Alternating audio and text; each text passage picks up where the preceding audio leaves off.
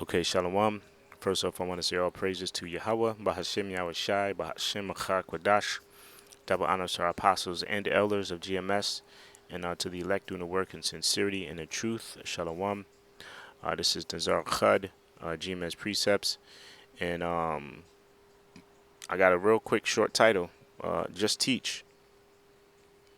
Okay, and this is something that's very simple. And you know what? Before I start, when I think of that, when I think of the concept of just teach, I think of the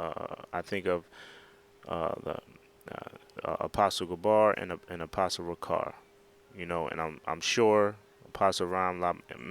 Matter of fact, I know for a fact Apostle Ramlab and Apostle Tahar, they have said the same thing. But I just think of because maybe probably because I watch a lot of Apostle Gabar videos, and I've been in camp personally with Apostle Rakar. But that's something that they stressed. They stressed, yo, just teach, just go into the scriptures. And I think sometimes, um, considering these scriptures are very repetitive, very redundant, very robotic, at times, one might stray away and and and go away from that, you know. And I'm just once again, I just thinking again. Uh, if you want to compare this truth, let's all right. So let's compare this truth to like a lamb. Let's go spiritual and compare this truth to lamb, right?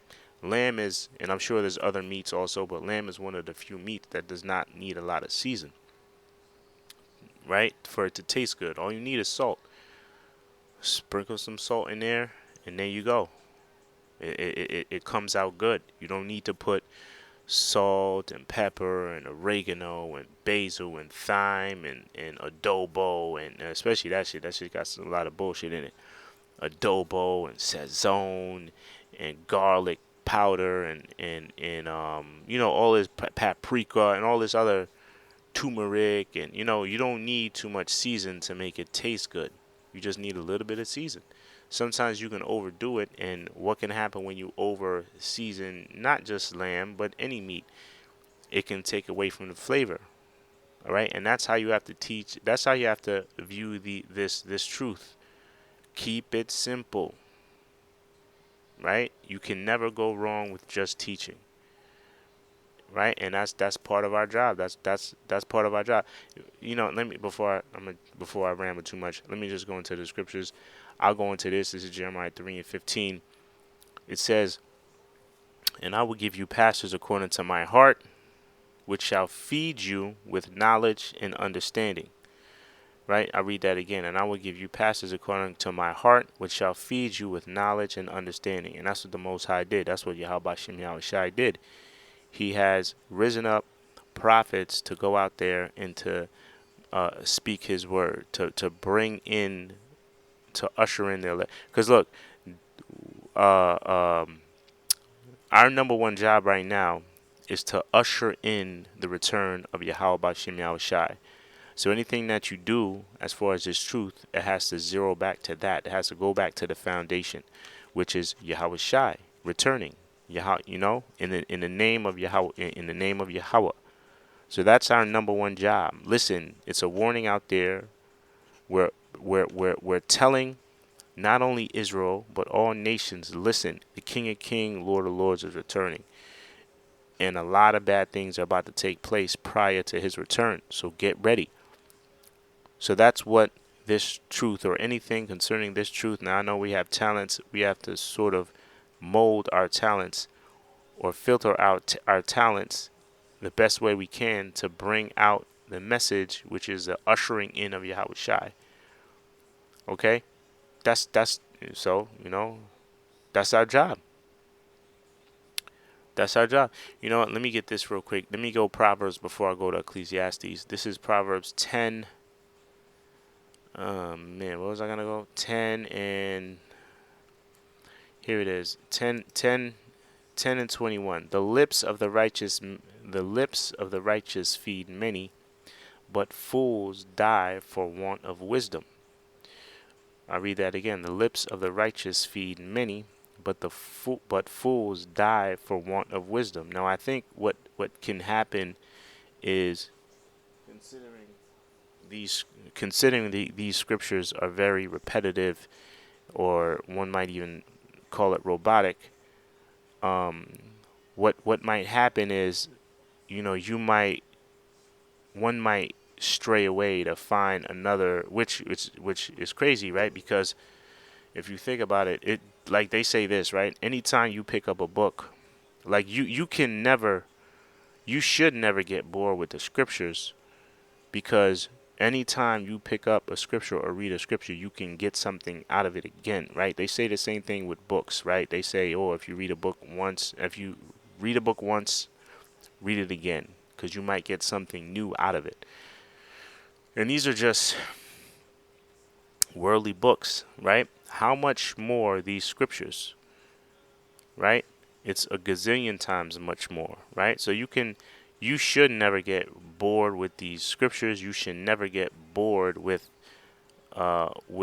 bringing out these scriptures, right? Because um, you like you can look. Pro, I'll say this: prophecy is robotic. It's very repetitive. We're saying, especially now, we have a few major prophecies left, so they're gonna repeat itself, right? Because it didn't happen yet. Okay, okay. These we have a few prophecies that didn't take place yet, so we're gonna keep bringing those scriptures out. We're gonna keep bringing out uh and break it down a certain way. Okay, that's our only job. Okay. Proverbs. Okay, let me go to Ecclesiastes 12 and 13. Let us hear the conclusion of the whole matter. Fear the Most High and keep His commandments, for this is the whole duty of man. Right? Now, if you Google fear the Most High, and this is another scripture that's very repetitive, right? It repeats itself constantly, right? Fear the Most High. If you Google or type in this here verse, fear God, fear the Most High, you have a plethora of examples or explanations of that phrase, of that line, fear the Most High. It'll explain it.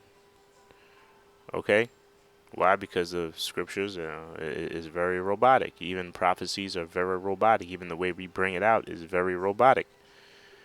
You see, but that's our whole duty, right? We've been, it's what they say. Don't reinvent the wheel. They say the wheel is working. You see, I mean the way that I was awake, the way I was woken up was the same way that the apostles teach now. Same scriptures, and it worked. So that's a sign of it working. The same way they wake through the Spirit, Yahawashi, the same way that they wake up people now is the same way that I was woken up in the past. And last scripture, 1 Samuel 12 and 24. Only fear the Lord. Only fear the Lord. There goes that phrase again. Fear the Lord. Only fear the Lord, right? And serve Him in truth with all your heart. For consider how great things He hath done for you, right?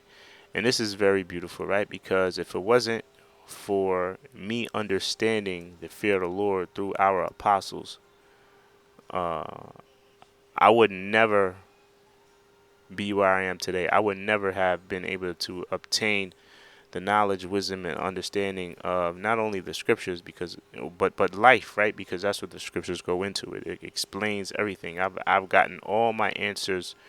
I've gotten all my answers. I've gotten all my questions that I've had since I was a little boy. I've had them answered. The meaning of life, my purpose in life, the devil, who is a devil, right? What's going to be the end? I've got all those childhood answers or questions answered by men that were moved by the spirit of Yahawashi. right? So I'm very grateful with that, right? So it says, once again, 1 Samuel 12 and 24, only fear the Lord and serve him in truth with all your heart. And that's, Lord willing, that's what I'm going to do until the end comes. Lord willing, I endure it until that time, which can, Lord willing, this is the hopeful year. All the prophecies will come to pass, right? It says, and serve him in truth with all your heart, for consider how great things he hath done for you. All right, so I'm going to end with that. Lord willing, you brothers and sisters were edified. Until the next time, shalom.